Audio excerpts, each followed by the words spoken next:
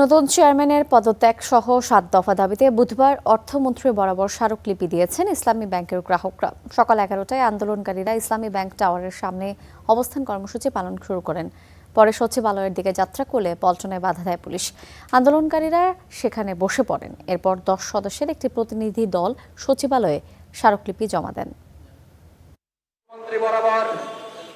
নতুন চেয়ারম্যান খুরশিদ আলমের পদত্যাগ সহ 7 দফা দাবিতে বুধবার সকাল 11টায় আন্দোলনকারীরা ইসলামী ব্যাংক টাওয়ারের সামনে অবস্থানের মধ্য দিয়ে কর্মসূচি শুরু করেন।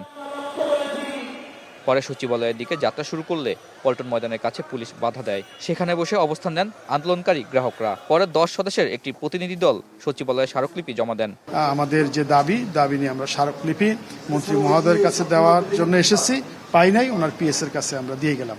ইসলামী ব্যাংকের বর্তমান চেয়ারম্যান ও তার স্ত্রীর দুর্নীতি তথ্য তুলে ধরেন গ্রাহকরা। বলেন, চেয়ারম্যানকে ব্যাংকে প্রবেশ করতে দেওয়া হবে না। তার ওয়াইফ একজন ঋণ খেলাপি।